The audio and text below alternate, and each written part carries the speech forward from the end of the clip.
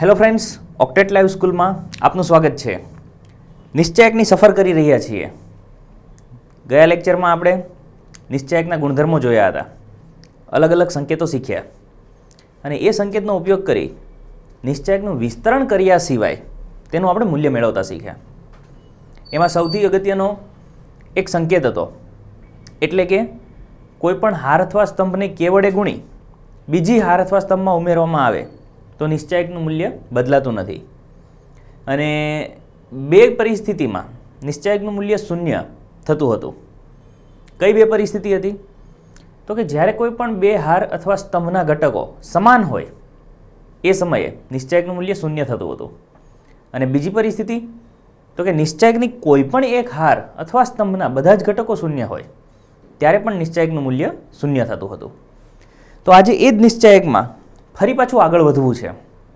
તો શરૂઆત કરીએ.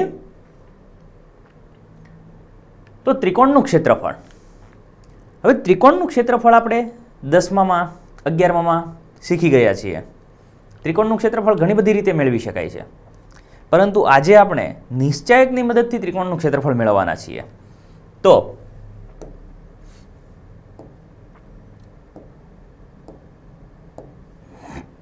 જો આપણને ત્રણ શિરોબિંદુઓ આપેલા હોય, ત્રિકોણના ત્રણ શિરોબિંદુ હોય, x1 y1, x2 y2 અને x3 y3, તો ત્રિકોણનું ક્ષેત્રફળ શું થશે?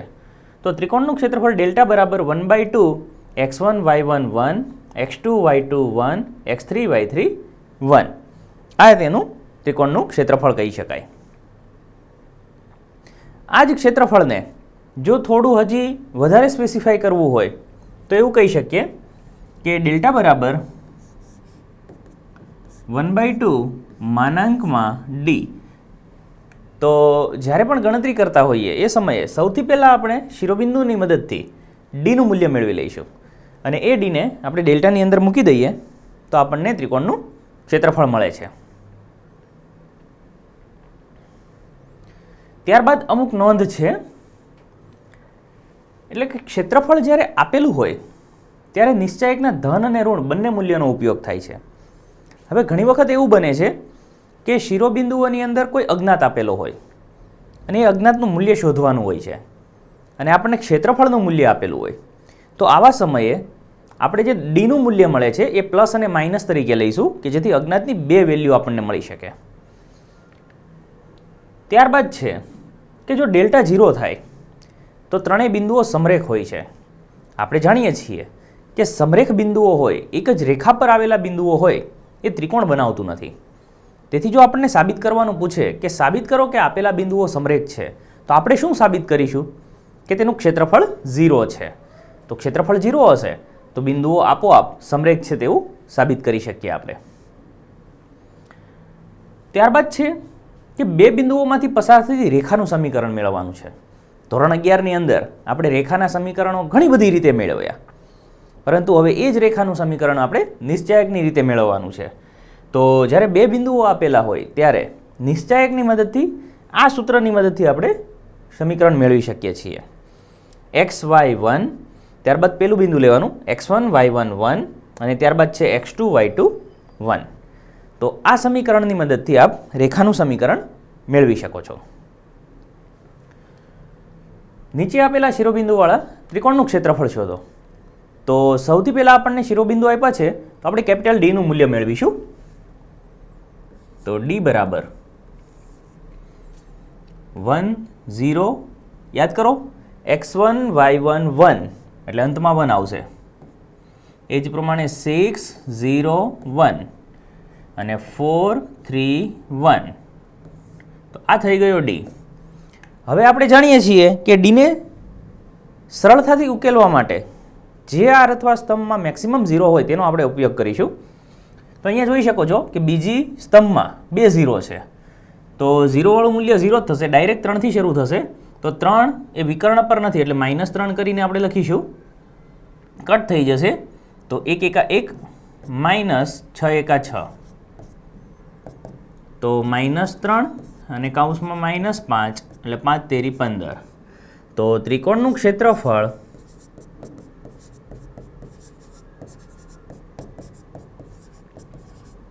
ડેલ્ટા બરાબર 1/2 માનાંકમાં ડી, 1/2 માનાંકમાં +15 એટલે થઈ ગયું 15/2. હવે એકમ કોઈ આપેલો નથી એટલે ચોરસ એકમ. ત્યારબાદ બીજું બિંદુ લઈએ. તો 3 બિંદુઓ આપેલા છે. સૌથી પહેલાં ડી લઈશું. ડી બરાબર -2 -3 1 3 2 1 -1 -8 અને 1. તો અહીંયા 0 નથી તો પ્રથમ હાર લઈ લઈએ. તો -2 કૌંસમાં કટ થશે 2 × 2 +8 +3 કૌંસમાં 3 × 3 +1 +1 કૌંસમાં 8 × 3 = 24 પણ -24 + 2 બરાબર 8 + 2 10 અને 10 × 2 20 -20 પ્લસ 3 + 1 4 અને 4 × 3 12 24 - 2 એટલે 22 એટલે અહીંયા થશે -22. તો બરાબર -22 - 20 એટલે એ થશે -42 અને -42 + 12 એટલે થશે 30. માટે ત્રિકોણનું ક્ષેત્રફળ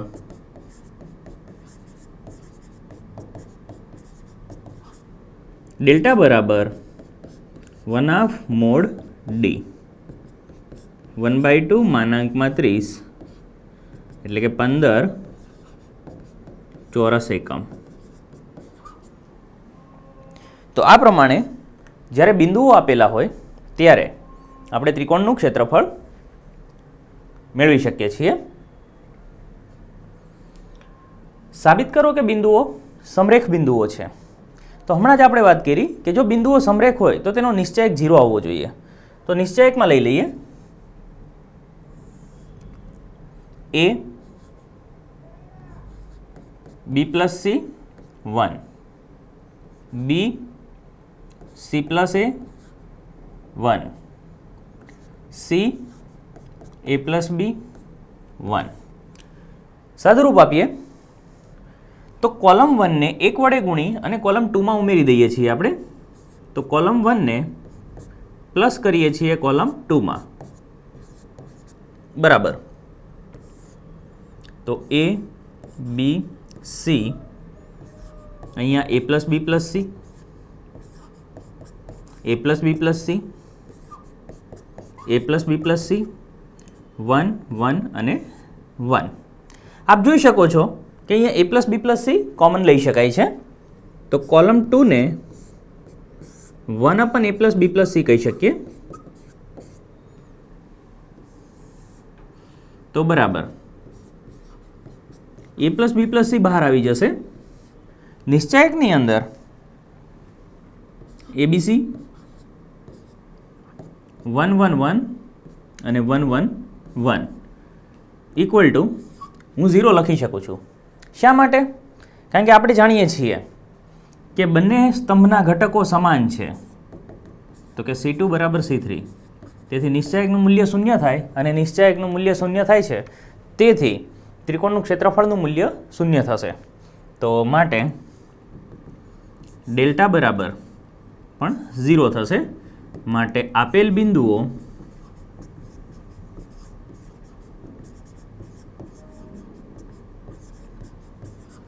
સમરેખ બિંદુઓ છે.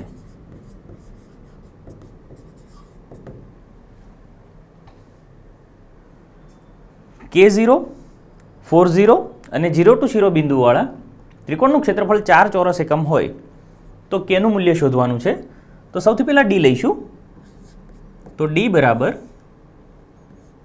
K01 401 0 to 1. તો બરાબર બીજા સ્તંભની મદદથી ઉકેલ લાવીએ. તો -2 કૌંસમાં અહીંયા થશે K -4. તો માટે ડેલ્ટા બરાબર 1/2 માનાંકમાં ડી. તો ડેલ્ટાનું મૂલ્ય આપણને 4 એકમ આપેલું છે. તો 1/2 માનાંકમાં -2 કૌંસમાં k -4. તો આપ જોઈ શકો છો કે આ 2 બહાર આવશે, 2ની સાથે કટ થઈ જશે, તો માનાંકમાં રહેશે k -4. માઇનસને દૂર કરી શકીએ છીએ. તો બે કિંમત લેવી પડશે, એક વખત પ્લસ અને એક વખત માઇનસ. તો માટે k -4 બરાબર +4 અથવા k -4 બરાબર -4. તો ફાઇનલી k બરાબર 8 અને આપણને મળે છે k બરાબર 0. તો k ના બે મૂલ્ય મળી શકે, 8 અને 0. નિશ્ચાયકનો ઉપયોગ કરી 1 2 અને 3 6 ને જોડતી રેખાનું સમીકરણ મેળવો. તો બે બિંદુઓને જોડતી રેખાનું સમીકરણ, તો રેખાનું સમીકરણ x y 1 1 2 1 3 6 1 બરાબર 0. હવે ઘણા બાળકો અહીંયા ભૂલ કરે છે. રેખાનું સમીકરણ હોય ત્યારે =0 કમ્પલસરી છે, તો જ આખું સમીકરણ પૂર્ણ થશે. હવે આપણે પ્રથમ હારની મદદથી વિસ્તરણ આપીએ. તો x કૌંસમાં 2 એકા 2 -6 ઓછા y કૌંસમાં 1 એકા 1 -3 પ્લસ 1 કૌંસમાં 6 એકા 6 -3 દુ 6 બરાબર 0. તો માટે અહીંયા થશે -4x, અહીંયા -2 આવશે, પણ માઇનસ માઇનસ +2y થઈ જશે અને +6 -6 એટલે 0. તો -2 કોમન લઈએ તો ફાઇનલી આપણને મળે છે 2x - y બરાબર 0. તો આ પ્રમાણે રેખાનું સમીકરણ આપણે મેળવી શકીએ છીએ. ત્યારબાદ ફરી પાછું એ જ રીતનું સમીકરણ છે. નિશ્ચાયકનો ઉપયોગ કરી 3 1 અને 9 3 ને જોડતી રેખાનું સમીકરણ મેળવો. રેખાનું સમીકરણ x y 1 3 1 1 9 3 1 = 0. તો માટે x કૌંસમાં 1 એકા 1 -3 એકા 3 -y કૌંસમાં 3 એકા 3 -9 પ્લસ 1 કૌંસમાં 3 તેરી 9 -9 બરાબર 0. તો -2x અહીંયા થશે -6, પણ માઇનસ માઇનસ +6y અહીંયા થઈ જશે 0. તો -2 કોમન લઈ લઈએ તો x - 3y બરાબર 0. તો આ વાત થઈ રેખાના સમીકરણની. હવે આગળ વધીએ તો નિશ્ચાયકની અંદર બીજો એક ટોપિક છે, એટલે કે ઉપનિશ્ચાયક. તો ઉપનિશ્ચાયક કોને કહીશું? તો નિશ્ચાયકનો ઘટક ai છે એ આયમી હાર અને જેમા સ્તંભમાં આવેલો છે. આ હાર અને સ્તંભને દૂર કરી બાકીના ઘટકોને તેની તે જ સ્થિતિમાં રાખી મળતા નિશ્ચાયકને એ ઘટક ai જેનો ઉપનિશ્ચાયક કહે છે અને તેને કેપિટલ MIJ વડે દર્શાવાય છે. બહુ સરળ છે. 2/2 નિશ્ચાયક હોય અથવા 3/3 નિશ્ચાયક હોય, તેમાં ઉપનિશ્ચાયક મેળવવો હોય તો જે ઘટક હોય તેને હારને સ્તંભને દૂર કરી દેવાની અને બાકીના ઘટકોને એ જ પરિસ્થિતિમાં રાખી દેવાના. તો આપણને જે નિશ્ચાયક મળે છે તેને આપણે ઉપનિશ્ચાયક કહીશું. ખાસ ધ્યાન રાખવા જેવી બાબત જે MCQમાં તમારે યાદ રાખવાની છે. તો n કક્ષાવાળો નિશ્ચાયકનો કોઈ ઉપનિશ્ચાયક જોતો હોય તો એ n-1 કક્ષાવાળો નિશ્ચાયક છે. પરંતુ આ ક્યારે? તો કે n ≥ 2 હોય ત્યારે. n બરાબર 1 હોય, એક કક્ષાવાળો હોય નિશ્ચાયક, તો તેનો ઉપનિશ્ચાયક મળતો નથી. ત્યારબાદ છે સહઅવયવ. તો aij ના ઉપનિશ્ચાયક mij ને, જે ઘટકનો આપણે ઉપનિશ્ચાયક મેળવ્યો છે એને -1/i + j વડે ગુણવાથી aij નો સહઅવયવ મળે છે. જે ઉપનિશ્ચાયક છે તેનું મૂલ્ય આવે એ મૂલ્યને આપણે -1ની i પ્લસ જે વડે ગુણી દઈએ તો તેનો સહઅવયવ મળે છે અને તેને સંકેતમાં કેપિટલ AI જે વડે દર્શાવાય છે. તો આપણે આ રીતે તેનો સહઅવયવ મેળવી શકીએ છીએ.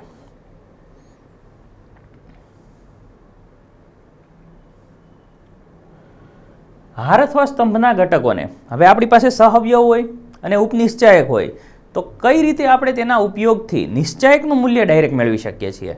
તો કે હાર અથવા સ્તંભના ઘટકોને તેને અનુરૂપ સહઅવયવ વડે ગુણી ઉમેરતા શ્રેણિકના નિશ્ચાયકનું મૂલ્ય મળે છે. કહેવાનો મતલબ છે કે તમારી પાસે જે ઘટક હોય તેનો જ તમે સહઅવયવ મેળવી લ્યો અને એ સહઅવયવને ગુણાકાર કરી અને બધાનો સરવાળો કરી દો તો ફાઇનલી તમને એ નિશ્ચાયકનું મૂલ્ય આપે છે. પરંતુ આનાથી વિરુદ્ધ જે હારના ઘટક હોય એનાથી બીજી હારના સહઅવયવ તમે ગુણાકાર કરીને ઉમેરશો તો ફાઇનલી એ તમને મૂલ્ય 0 આપે છે.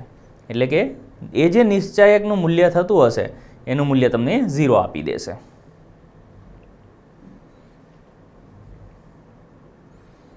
તો નીચે આપેલા નિશ્ચાયકના પ્રત્યેક ઘટકના ઉપનિશ્ચાયક અને સહઅવયવ લખો.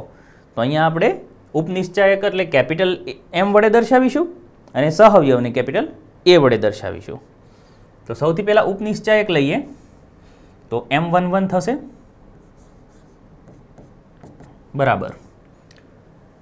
એનો ઉપનિશ્ચાયક લખવો છે તો આ બંને કટ થઈ જશે મોડ D. M12 એટલે કે પહેલી હાર અને બીજો સ્તંભ એટલે આ દૂર થઈ જશે મોડ B.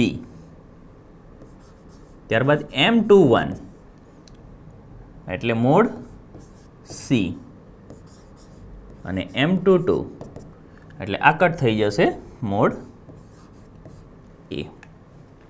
તો આ રીતે તમે ઉપનિશ્ચાયક મેળવી શકો છો. હવે મારે સહઅવયવ મેળવવા છે તો ઉપનિશ્ચાયક પછી સહઅવયવ મેળવવા એ બહુ જ ઇઝી પ્રક્રિયા છે. અહીંયા તમે તેનું મૂલ્ય પણ લખી શકો છો equal to D, B, C અને A. જો ઉપનિશ્ચાયકનું મૂલ્ય પૂછે તો હવે સહઅવયવ લેવા છે તો કેપિટલ A11. સૂત્ર પ્રમાણે જવાની જરૂર નથી બાળકો, બહુ ઇઝી પ્રક્રિયા છે. સિમ્બોલ કઈ રીતે હોય છે તો અહીંયા આપણે જાણીએ છીએ કે પહેલો પ્લસ હોય પછી માઇનસ હોય પછી માઇનસ હોય અને પછી પ્લસ હોય, આ પ્રમાણેના સિમ્બોલ હોય છે. તો આ જે સિમ્બોલ છે એ તમારા ઉપનિશ્ચાયકને ગુણાંક આપી દો એટલે તમને તમારો સહઅવયવ મળી જશે. એટલે કે પહેલું પ્લસ છે એનો મતલબ કે D અહીંયા પ્લસ આવશે. ત્યારબાદ મારે A12 જોઈએ છે તો A12 એટલે બીજાનું માઇનસ આવશે.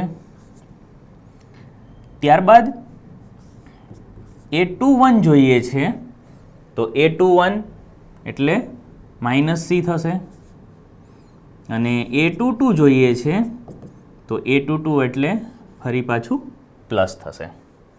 તો આ તમને તેના સહઅવયવ મળી ગયા. તો 2/2 ની અંદર સહઅવયવ અને ઉપનિશ્ચાયક મેળવવા ખૂબ જ સહેલા છે. ત્યારબાદ તમને 3/3 આપેલો છે તો 3/3 માં તમારે સૌથી પહેલાં આપણે ઉપનિશ્ચાયક મેળવીશું અને ત્યાર પછી તેના સહઅવયવ મેળવીશું. તો ઉપનિશ્ચાયક માટે M11 બરાબર, ચાલો આ બંને કટ થઈ જશે તો 5 -1 1 અને 2. મૂલ્ય લેવું હોય તો 5 દુ 10 માઇનસ માઇનસ પ્લસ 1 એટલે 11. ત્યાર પછી M12, ચલો બીજી હાર લેવી હોય તો તમારી પાસે થશે 3 -1 0 2 એટલે એ થશે 3 દુ 6 પ્લસ 0 એટલે 6. પછી M13